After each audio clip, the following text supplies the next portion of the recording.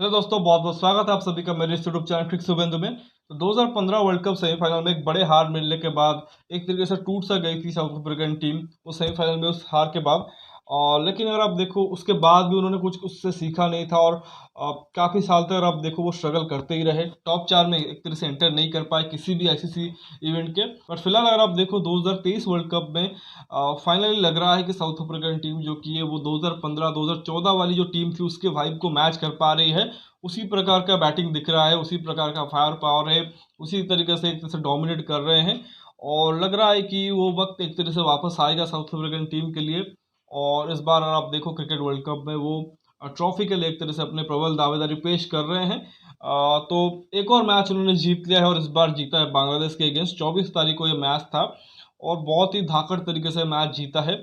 जो उनकी स्ट्रेंथ अभी तक की रही है कि पहले बैटिंग करो, 350 रन से ऊपर बनाओ और फिर सामने वाले टीम को एक बड़े अंतर से मैच हराओ और अच्छी खासी नेट रन रेट को अपने नाम करके एक तरह से पॉइंट्स टेबल में ऊपर बने रहो। तो एक और बार वही काम उन्होंने किया है। बांग्लादेश को उन्होंने 149 रन से हराया है, बहुत बड़े मार्जिन से। अब पता नहीं कि इतने सारे पॉजिटिव नेट रन रेट को एक तरह से लेके वो करेंगे क्या, क्योंकि ऑलरेडी देखो कि अगर वो 6 मैच जीत जाते तो फिर क्वालिफाई तो कर जाएंगे। और यहाँ पे तो ऐसा नहीं है कि कोई प्ले ऑफ जैसा सिनेरियो है कि जहाँ पे अगर आप टॉप 2 में फिनिश करते हो तो फिर आपको एक सेकंड चांस मिलेगा फाइनल में पहुंचने के लिए। यहाँ पे तो सिंपल ये होगा कि 1 वर्सेस 4 और 2 वर्सेस 3 ही होता है। तो ऐसे में देखिए साउथ अफ्रीका कुछ एक्स्ट्राऑर्डिनरी क्रिकेट ज़रूर खेल रहे हैं।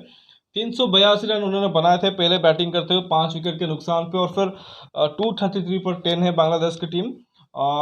हल्की सी फाइट ज़रूर की और वो भी एक तरीके से कहें कि उनके इकलौते बैट्समैन मोहम्मदुल्लाह ने की है जिन्होंने अपने ओडीआई करियर का चौथा शतक जड़ा है और शायद तीसरा एक तरह से कहें वर्ल्ड कप में आया है। तो एक बहुत अच्छी उन्होंने पारी खेली अंत में जाते जाते, बट उतना मतलब इनफ नहीं था एक तरीके से उनके टीम को एक तरीके से मैच जिताने के लिए, तो दूर की बात है क्लोज लेने के लिए भी।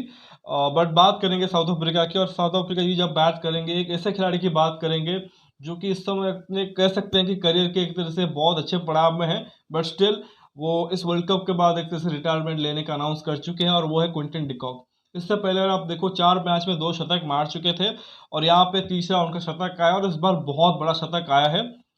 सिर्फ अगर आप देखो तो कुछ ही रन रह गए थे, आई थिंक 10 रन से एक तरह से चूक गए। हाईएस्ट एवर एक तरह से स्कोर बना सकते थे as a wicket keeper batsman in ODI format, जो कि एम एस धोनी का नाम है, 183 अगेंस्ट श्रीलंका। तो उसको एक तरीके से वो क्रॉस कर सकते थे।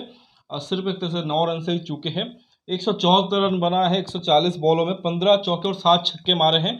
हालांकि जो स्टार्ट हुई थी उतनी अच्छी नहीं हुई थी, क्योंकि एक और मैच में यहाँ पे तेम्बा बुमा अवेलेबल नहीं थे, तो रिजा हेंड्रिक्स ओपन कर रहे थे, बट उनको 12 रन पे बोल्ड किया सोरीफुल इस्लाम ने बहुत अच्छी एक तरीके से बॉल से। और फिर ऋषि वांडे डशन का भी थोड़ा सा इनकन्सिस्टेंसी एक तरह से जारी रह रहा है। एक मैच में अच्छा करते हैं फिर दूसरे मैच में फ्लॉप होते हैं, तो उन्होंने 1 रन किए 7 बॉलों में। तो जो पहले 2 विकेट थे वो थोड़े से जल्दी गिरे और पहले पावर प्ले के अंदर ही गिर गए थे, तो उसी वजह से लगा कि साउथ अफ्रीका की इस बार टेस्टिंग ज़रूर होगी। बट क्योंकि वानखेड़े पे खेल रहे थे, अच्छी बैटिंग सरफेस है, आपको सिर्फ अप्लाई करने की ज़रूरत है। तो क्विंटन डिकॉक के साथ stand in skipper Aiden Markram खड़े रहे, अच्छी पार्टनरशिप की। मार्करम जब तक खेल रहे थे बहुत अच्छी बैटिंग कर रहे थे, 60 उन्होंने किए 69 बॉलों में।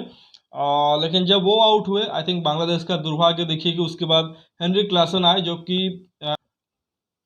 इस वक्त के शायद कहेंगे व्हाइट बॉल फॉर्मेट में सबसे बेहतरीन मिडिल ऑर्डर बैट्समैन है और शायद सबसे बढ़िया प्लेयर, जो कि इक्वली गुड है against spin and against pace. तो उन्होंने एक और क्लासिक इनिंग्स खेली है जिस पोजीशन पे वो आते हैं, और जो स्टार्ट उनको ऑलरेडी मिल गए होते हैं उसी के चलते आप देखो आराम से आके वो T20 खेलते हैं ओडीआईज में। आई थिंक वही काम एक तरह से जो हम सूर्य कुमार यादव से एक्सपेक्ट करते हैं इंडिया से, या केएल राहुल से एक्सपेक्ट करेंगे जब वो एक तरीके से पहले बैटिंग करेंगे और स्टेज उनके लिए एक तरह से सेट होगा। बट केनरी क्लासन लगातार वो काम कर रहे हैं। इस बार भी आप देखो 90 रन बनाए हैं सिर्फ 49 बॉलों में, 2 चौके और 8 छक्के मारे हैं। एक और शतक से चूक गए, आई थिंक आखिरी ओवर में शायद दूसरी बॉल पे आउट हुआ। अदरवाइज देखो यहाँ पे एक और 100 लिखा था। बाकी मिलर ने भी 15 बॉल में 34 रन किए हैं, 1 चौका और 4 छक्के उन्होंने भी मारे हैं। और यहाँ पे देखो मार्को एंसन को सिर्फ एक ही बॉल मिला है जिसमें उन्होंने एक किया है, तो वो भी एक तरह से तोड़फोड़ कर सकते थे, बट उनको अपॉर्चुनिटी नहीं मिला।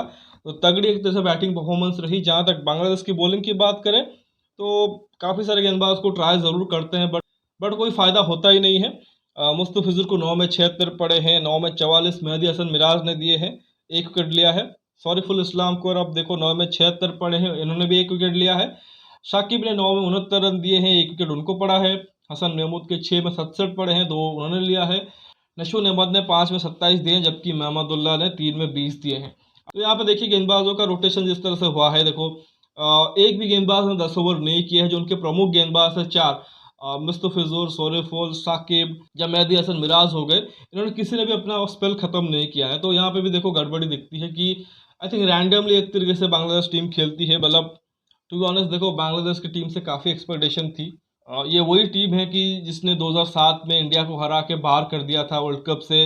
ये वही टीम है जिसने 2015 में इंग्लैंड को हरा के क्वार्टर फाइनल से बाहर कर दिया था।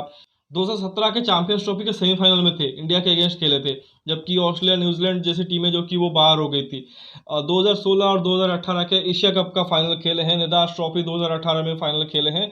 तो ये ऐसी टीम रही है जिसने बीच में एक तरह से प्रॉमिस दिखाई थी कि हम एक तरह से राइज कर रहे हैं, बट अभी भी देखो कि वो लग ही रहा है कि वो कोशिश ही करते रहे हैं। आई थिंक वही जो कुछ मोमेंट्स उनके लिए रहे हैं आईसीसी इवेंट्स या एशिया कप में, या जो अपने घर पे एक तरह से डोमिनेशन दिखाते हैं ओडीआई फॉर्मेट में, उसके अलावा देखिए आई थिंक बहुत ज़्यादा एक तरह से खराब परफॉर्मेंस रही है। और इस वर्ल्ड कप में भी सिवाय जो पहला मैच उन्होंने अफगानिस्तान को हराया, उसके अलावा कुछ बहुत ज़्यादा कुछ उन्होंने किया नहीं है। और स्पेशली यहाँ पे तो आप एक्सपेक्ट करते हो कि एटलीस्ट ये जो बेसिक चीज़ें हैं वो एक तरह से सही रखे, कि एक सेटल बैटिंग यूनिट रखे, सेटल बैटिंग ऑर्डर रखे, और साथ ही गेंदबाजों को भी एक तरह से रोल डिफाइन कर दे और सही हिसाब से यूज़ करे। ऐसा नहीं कि 8-9 विकल्प है तो सभी को यूज़ करे और ऐसे में अपने जो की गेंदबाज है, अपने मेन गेंदबाज है, उनका ओवर ही खत्म ना कराए। आई थिंक वो उनसे गलती हुई है शाकिब से। आई थिंक अब तो लग रहा है कि देर हो गई है, बट स्टिल आप चाहोगे कि आगे चलते हुए थोड़ा सा और उसको इम्प्रूव करें ताकि आने वाले टाइम में और बेहतर करें। बाकी देखिए जब रन चेस की बारी आई थी तो देखिए जैसा कि साउथ अफ्रीका के साथ होता भी है कि सामने इतनी बड़ी एक तरह से स्कोर खड़ा कर देते हैं कि जो चेजिंग साइड होती है वो पहले ही बॉल से ही मैच हार जाती है। तो फिर उनके गेंदबाजों को बहुत ज़्यादा कुछ करना नहीं पड़ता है, उनको सिर्फ आके टप्पे पे बॉल डालना पड़ता है। और वानखेड़े का जो सरफेस आपको पता ही है कि थोड़ा सा तेज़ गेंदबाजों के लिए मदद रहता है। और I think there is always something for the pacers. जब इनिशियली आप देखो अंडर लाइट्स बॉल डालते हैं, थोड़ा सा सीम स्विंग ज़रूर होता है और उसी का फ़ायदा उठाते हैं। इकलौता एक तरह से पारी आया है मोहम्मदुल्लाह की तरफ से, जिन्होंने 111 रन किए हैं। 111 बॉल खेल के 11 चौके और 4 छक्के मारे हैं। तो मतलब ऐसा रहा उनके लिए कि टीम तो हार रही है, बट मैं इतने बड़े एक तरह से रन चेज में अपना कुछ एक तरह से कंट्रीब्यूशन दे दूँ, एक अपनी एक तरह से अच्छी इनिंग्स खेल दूँ। तो बाद में उन्होंने उस चीज़ को सेलिब्रेट भी किया, भले टीम हार गई थी बट उन्होंने अपना एक तरह से बेस्ट दिया। इसके अलावा कोई खास नॉक नहीं आया है। लिटन दास का सेकंड हाईएस्ट है जिन्होंने 22 किए हैं। जहाँ तक गेंदबाजी की बात करें तो सभी गेंदबाजों ने अच्छी गेंदबाजी की है। मार्को यान्सन और आप देखो 8 ओवर में 39 रन दे के 2 आउट किए हैं, एक सरप्राइज पैकेज के तौर पे आए हैं।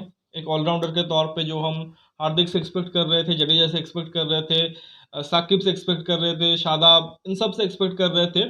आई थिंक सबसे ज़्यादा आई थिंक प्रभावित मार्को यान्सन ने किया है। हालांकि हार्दिक और जडेजा को उतनी बैटिंग नहीं मिली है, बट स्टिल आई थिंक बाकियों से तो बेहतर ही किया है। लिजार्ड विलियम्स को खिलाया था, यहाँ पर आप देखो लुंगी एंगड़ी की जगह पे उन्होंने 8.4 ओवर में 56 रन देके 2 आउट किए हैं। बाकी जराल्ड कॉट्जी लगातार विकेट्स में रहे हैं, 10 ओवर में 62 रन देके 3 आउट किया है। कगिसो रबाडा को 10 में 42 रन पड़े हैं, बट उन्होंने भी 2 आउट किया और एक विकेट केशव महाराज ने भी ले लिया है, 10 ओवर में 32 रन दिए हैं। इनका भी वही है कि ऑलराउंडर्स बहुत सारे इनके पास नहीं है साउथ अफ्रीका के पास, बट जो एक तरह से बैटर है वो अपना काम बखूबी कर रहे हैं और जो उनके गेंदबाज है वो भी एक तरह से अपना काम बखूबी कर रहे हैं। थोड़ा बहुत गेंदबाजी हम आक्रम कर लेते हैं, बट अभी तक उनसे गेंदबाजी कराई नहीं है, या एक तरह से कहे उन्होंने खुद गेंदबाजी की नहीं है अपने कप्तानी के टाइम पे। और दूसरी तरफ एक बॉलिंग ऑलराउंडर के तौर पर मार्को खेल रहे हैं, जो कि एक तरह से टाइम आने पर बड़े शॉट खेल रहे हैं। तो साउथ अफ्रीकन टीम तो बहुत ज़्यादा एक तरह से सेटल दिख रही है और दूसरी तरफ बांग्लादेश टीम ऑलमोस्ट बाहर होने के कगार पे खड़ी हुई है। तो लेट्स सी कि आगे वो क्या करते हैं। I think south African team अगर कोई गलती ना करे, I think they can finish in top 2, और टॉप 2 में फिनिश करते हैं तो दर इज़ अ पॉसिबिलिटी अगर वो सेमीफाइनल मैच में अपने नर्व्स को कंट्रोल कर ले तो हो सकता है फाइनल में भी खेल रहे हो। आई मीन हु नोज, हो सकता है कि इंडिया साउथ अफ्रीका का फाइनल हो रहा हो अहमदाबाद में। तो लेट्स सी।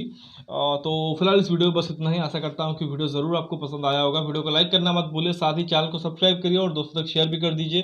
कमेंट सेक्शन में अपना राय ज़रूर रखिए और आपको क्या लगता है कि साउथ अफ्रीकन टीम क्या फाइनली इस बार टॉप 4 में क्वालिफाई कर सकते हैं और फिर फाइनल भी खेल सकते हैं। उसके बारे में अपना फीडबैक और राय ज़रूर दीजिए। बाकी नोटिफिकेशन की घंटी दबा लीजिए ताकि हर एक वीडियो की नोटिफिकेशन आपको ऑन टाइम मिलती रहे। मिलते हैं अगले वीडियो में, तब तक के लिए धन्यवाद। जय हिंद।